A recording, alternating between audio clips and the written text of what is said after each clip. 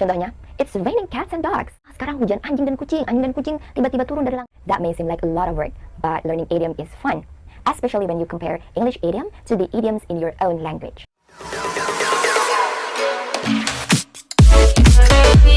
Hello everybody, welcome back to my channel, Fun English with me. What do you know about idioms? How many idioms have you learned so far? Let's talk about it. If this is your first time watching my video, please hit the subscribe button so you will be the first one who know my latest video. And kindly hit like button and give comments and share it to your friends if you find it useful and interesting.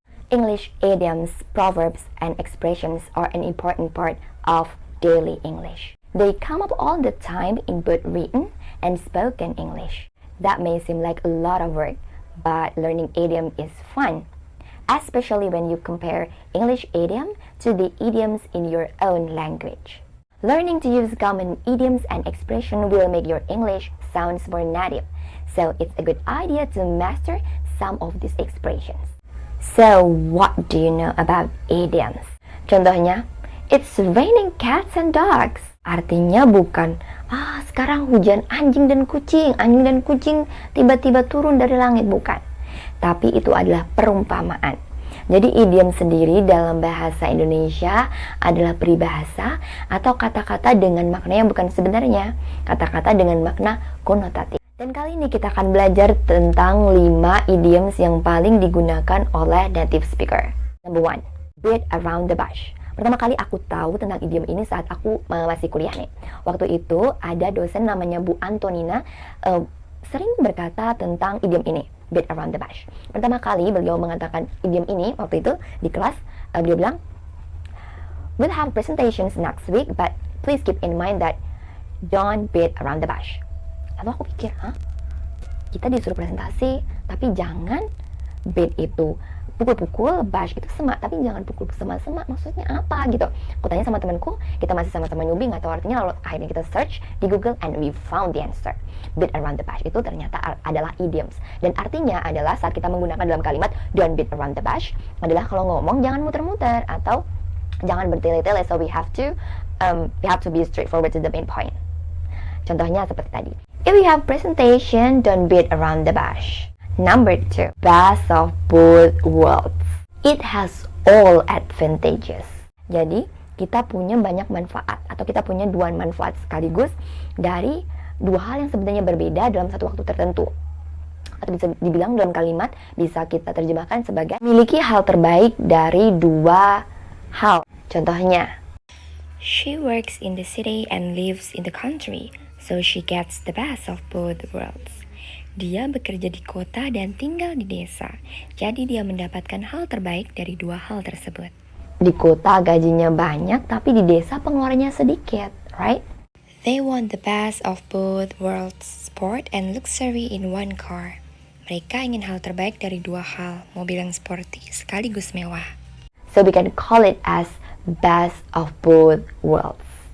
Number 3, bite on more than you can chew. Artinya, taking up all of the responsibilities that you can't handle. Trying to do something too difficult for you. Artinya adalah kalau dalam bahasa Indonesia itu simpelnya kebanyakan yang bikin kepayahan gitu.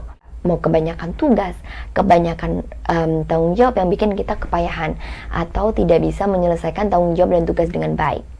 Contohnya, I think he's beaten off more than he can chew taking all of those classes. Aku pikir dia kepayahan karena kebanyakan mengambil semua kelas itu. I beat off more than I could chew when I worked in 3 different classes. Aku kepayahan saat bekerja di 3 tempat kerja yang berbeda sekaligus. Number 4, blessing in disguise.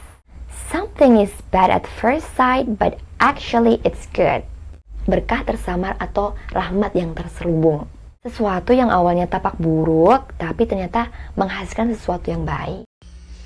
Missing the train was blessing in disguise. For if I hadn't, I wouldn't have met my future wife.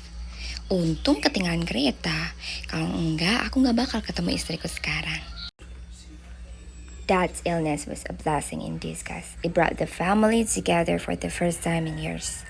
Penyakit ayah adalah berkah yang terselubung, bisa menyatukan keluarga untuk pertama kalinya yang terpisah selama bertahun-tahun. Yang kelima adalah kill two birds in one stone. Kalau dalam bahasa Indonesia itu sama dengan pepatah yang mengatakan sekali mendayung 2-3 pulau terlampaui. Atau dalam bahasa Inggris kita bisa bilang achieve two aims at once. Menghasilkan dua hal sekaligus. Biking to work kills two birds with one stone. It saves money and helps to lose weight. Bersepeda ke tempat kerja itu sekali mendayung 2-3 pulau terlampaui. Bisa berhemat juga bisa membantu menurunkan berat badan. If we have to go to Jakarta for a meeting, then let's visit Auntie Jane on the way there. We can kill two birds with one stone. Jika kita harus pergi ke Jakarta untuk pertemuan, ayo kita mampir ke rumah Tante Jane. Kita bisa sekali mendayung 2-3 pulau terlampaui.